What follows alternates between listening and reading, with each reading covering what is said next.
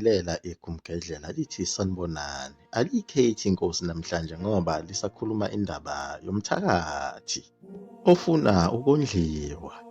Usebenzisana nazo zonke izidalwa lezi ezijulile njengaso lesi sigubhu matansolo abasiginqa lapha.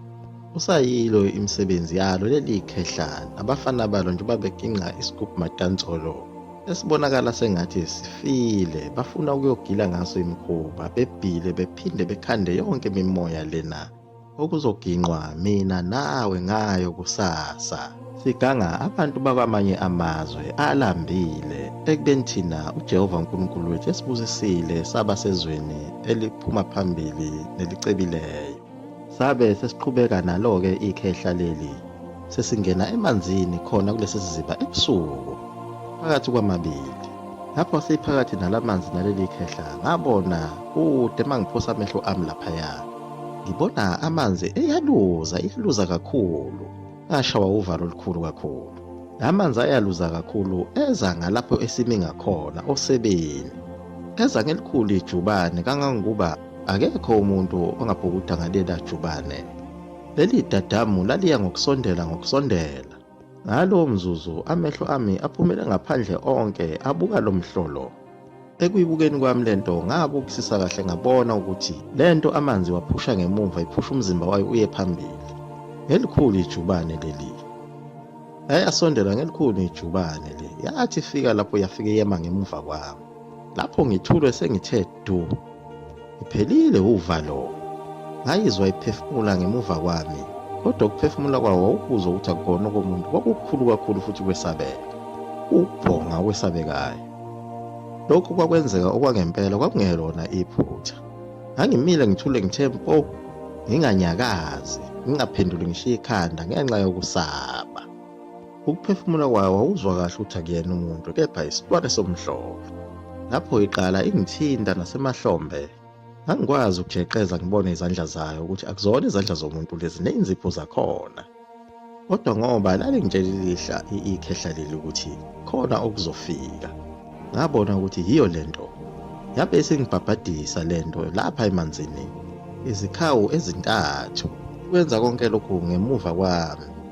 Maqede yangifunza iqanda. Lathi ikhehla dlana. Lapho sengibuyele emuva sengilele guest house. Angathi lento iqala phansi emaphusheni ami. Ngawubona lo moya ungithatha uyongikhombisa abanye. Bayewahamba nami ngena wajula kulesi siziba. Lapho sengihlangana khona neminye imimoya sazisana nayo.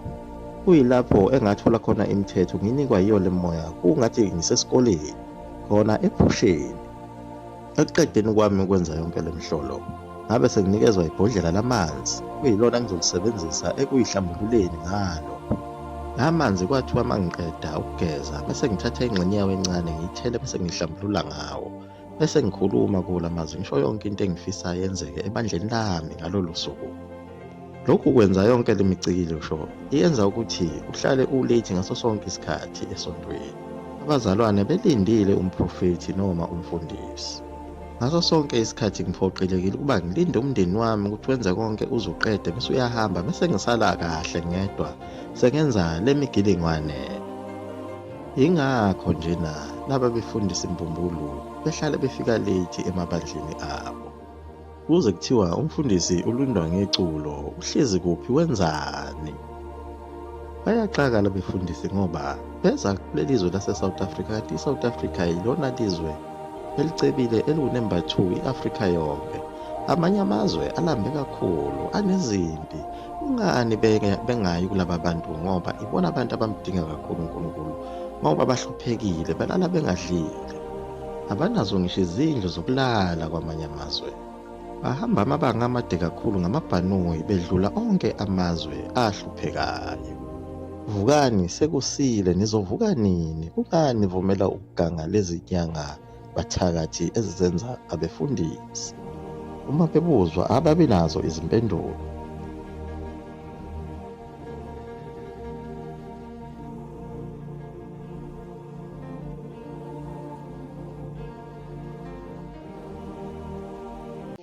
Concern, Prophet, that you always come late to your meetings. People come as early as 4:30 4 o'clock. Others come even a day earlier. They sleep at your church, and you come. So what does that mean to say I come late to church? You come to church late. The people have to wait hours and hours and hours for you to enter into the church. For example, a church you might say might start at 10. You come at 2 o'clock or 12 o'clock. It is because of they are in their hotel room, they are in their houses doing incantation, doing rituals so that they can demonstrate or perform the evil power in front of us in churches.